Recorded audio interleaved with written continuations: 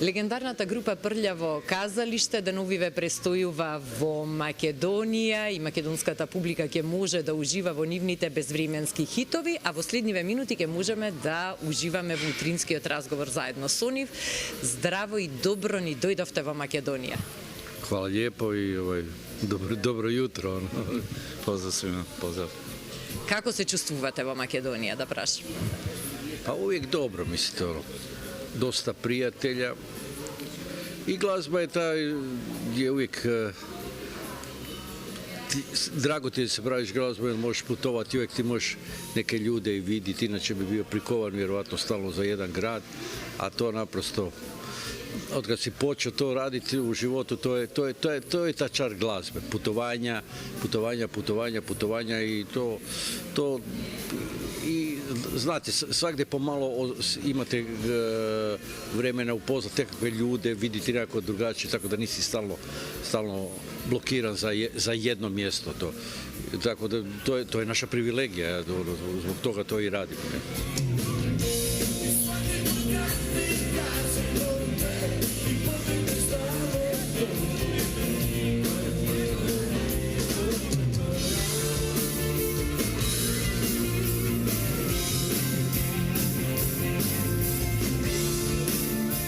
Вие сте поврзани одамна со Македонија затоа што сте го служеле војниот рок тука, кај нас. Cijela 1984. sam bio u Bitoli u vojsci, vi ste mirno spavali i sam vas ja čuo, ali lijepe su uspomene, šteta da nas nikad nije, mi smo posvuda po Makedoniji svirali, u Bitoli nismo nikada, tako da možda će biti prilike da jednom i tamo dođem da ta sjećanja na sve te dane malo da osvježim, ali super, dobro osjećaj ovdje. Mi imamo tu sreću da svake godine bar jednom navratimo ovdje do vas i lijepi osjećaj, pogotovo kad je ovako lijep dan. Знаете ли помалку македонски од толку многу често даѓања? Pa nešto vrlo sitno, tako da mogu razumjeti sve, ali govorim ne mogu. Јас мислев и ќе ни кажете по некој збор. Da li ima na ovoj beli svet poubavo devojče od Makedonče? Znam tu pjesmu. Тоа е тоа, јазикот на музиката и на песната. Uvijek sam želio biti rekao će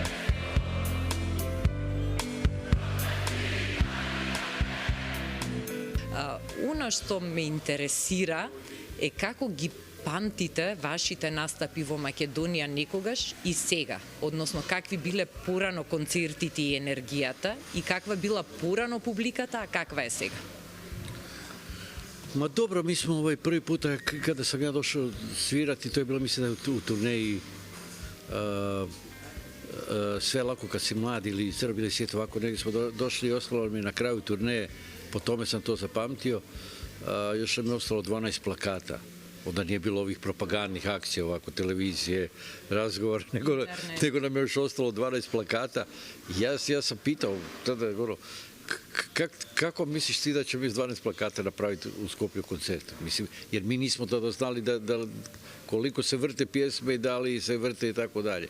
I na kraju bilo sve ok, dobro, ali to smo zahvalni jer je to prethodila jedna situacija da se sviralo u dvorani Rabotničkog odne i da je Jura Stjublić onda je bio sa grupom Film prije nas i da su svirali dobar koncert, tako da je bila to generacija, pa tako da smo i mi, bilo je dobro, bitno se ne mijenja, govorim, struktura i kod kazališta je to čudesan moment da svaki, stalno se generacije nekako nadopunjavaju to. Ovi stariji valjda prenose ovim mlađima da to idu vidjeti i tako se to vrti u krug i to je ono.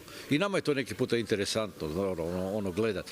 Gledao sam negdje, nekakvi ljudi su bili, a djeca su i zaspala u onim, kako su ih doveli na koncert, su spavali ispred bine, čudesno je to zapravo. Nema, koliko god bi mislili da možemo to pametno rezonirati, razlučiti, sociološki, ovako, ne možemo, na kraju nemam pojma kako se to dešava, ali to je, znate, to je moment koji vi nikome ne možete objasniti, radi toga i živite, a zapravo šta je u glazbi mi radimo i sijemo snove da bi neko jednog dana malo požnio iza nas, mislim. I mi samo nastavljamo ono što su radili ovi prije nas i to je to. I to sve u redu. Ja volim taj romski, ja govorim, način života. Volim, to mi je drago i on se ne mijenja. Možda se mijenja svijet, se bitno mijenja, ali ja mislim da ja se više ni ne mogu bitno promijeniti, ono. Znate, mi smo već tako formirani u tim nekakvim, da je ovaj svijet i za nas malo je neki put čudan, pa se onda mi zatvaramo, jer mi imamo svoje načine da naša komunikacija nije preko SMS-a, preko mi se s tim slabo snalazimo ako ne možemo pričati viceve, ako se ne zezamo, mi imamo naprosto nekakav svoj svijet u kojem kružimo, bar moja generacija. Old school, to je to.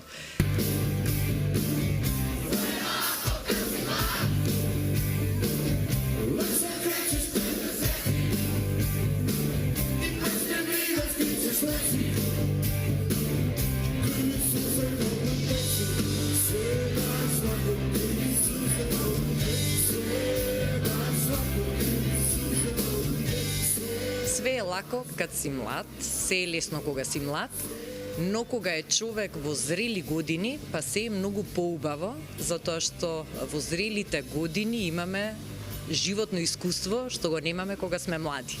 Од тој аспект, на кој начин сега уживате во концертите и настапите? Mislim da je bitna strast koja je u nama, koja nas cijeli život vodi na tom našem glazbenom putu i koja je jednaka bila na samim početcima i sada nakon 45 godina benda. I ta pjesma Svela kad si mlad sve govori u 4-5 skica, sve govori da je doista sve lako kad si mlad i da je, naravno, teško se zguriti na prijestolju od uspomena, ali mi imamo sreću da se bavimo tim poslom koji volimo i koji nas ostavlja sa mladima i generacijama koje iznova dolaze, tako da dobro se osjećamo u tome, ali mislim da je glavno to je strast koja je u nama, zbog koje se penjemo na pozornicu i dajemo se od sebe da zadovoljimo da sebe i našu publiku.